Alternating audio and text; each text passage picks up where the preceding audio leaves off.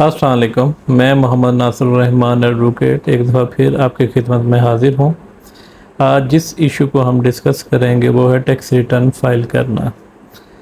बहुत सारे लोग बहुत सारे कन्फ्यूजन का शिकार हैं कि आया हमें टैक्स रिटर्न फ़ाइल करनी चाहिए, क्या हमें एफबीआर के साथ रजिस्टर्ड होना चाहिए, क्या हमें एनटीएन लेना चाहिए या नहीं लेना चाहिए।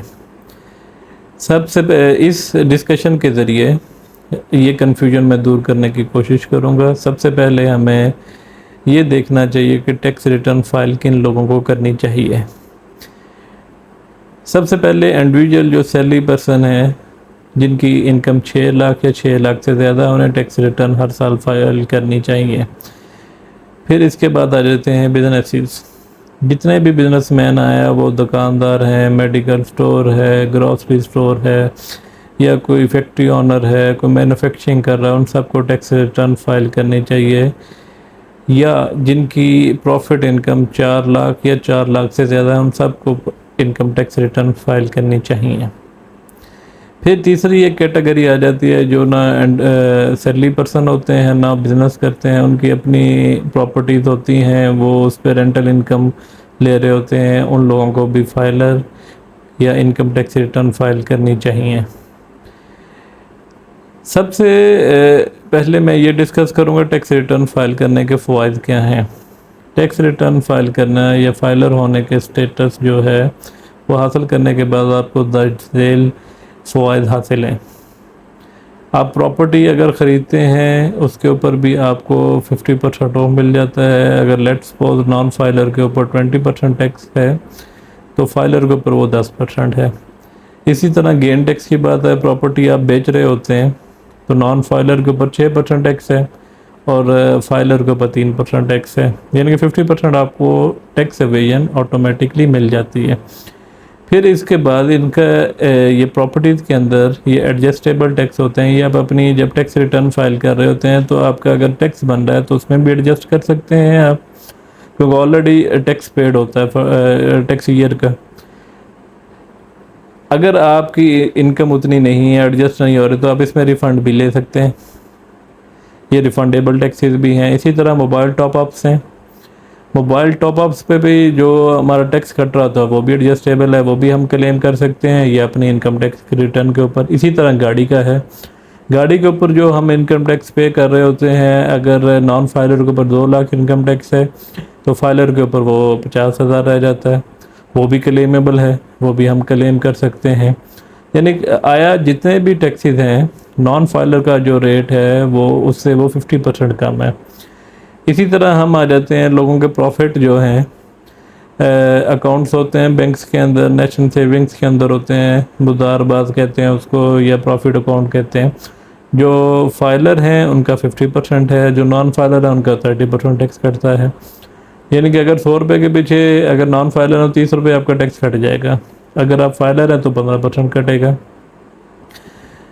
जो इब्हाम है कि हमें आया टैक्स रिटर्न भरनी चाहिए या नहीं भरनी चाहिए, अगर आप उस टैक्स नेट के अंदर आते हैं कि आपको फाइलर होना चाहिए, तो ऐसा नहीं होता कि आपके किसी किस्म की इंफॉर्मेशन जो है एफबीआर के पास ना हो। एफबीआर के पास हर किस्म की जो है वो इंफॉर्मेशन आपकी होती है। उनके अपने इंटेलिजेंस एक इंटरनल डिपार्टमेंट जो है वो इंटेलिजेंस ब्यूरो है कि वो आपकी हर चीज़ के ऊपर को स्क्रूटनाइज करता है कि आपने कौन सी प्रॉपर्टी ख़रीदी है, कौन सी बेची है, क्या आया आपकी प्रॉपर्टीज़ बाहर हैं, अंदर हैं, या कोई आप ब्लैक मनी या वाइट मनी रख रहे हैं, उन सब का रिकॉर्ड ऑलरेडी मौजूद होता है। हाँ, इसमें देर ज़रूर हो जाती है कई दफ़ा कि आपको के पास पैसे होते हैं और उनके पास भी डाटा मौजूद होता है, क्योंकि वर्कलोड उनके पास भी काफ़ी होता है। फिर हमारे बहुत सारे लोग सोचते हैं कि जो बाहर वाली प्रॉपर्टीज़ हैं, आउट ऑफ कंट्री की जो प्रॉपर्टीज़ हैं, वो हम अपने गोशवारों में शो नहीं करते। ये भी एक गलत सोच है। उसका रिकॉर्ड भी ऑलरेडी जो है मौजूद है। बहुत सारे लोगों को इस साल नोटिस भी गए हैं कि आपकी प्रॉपर्टी दुबई के अंदर या लंदन के अंदर मौजूद है, आपने डिक्लेयर नहीं की, उसके ऊपर भी आप इतने साल से आपके पास है, उनका टैक्स दें, वो भी एक परेशानी का बायस बन जाती है।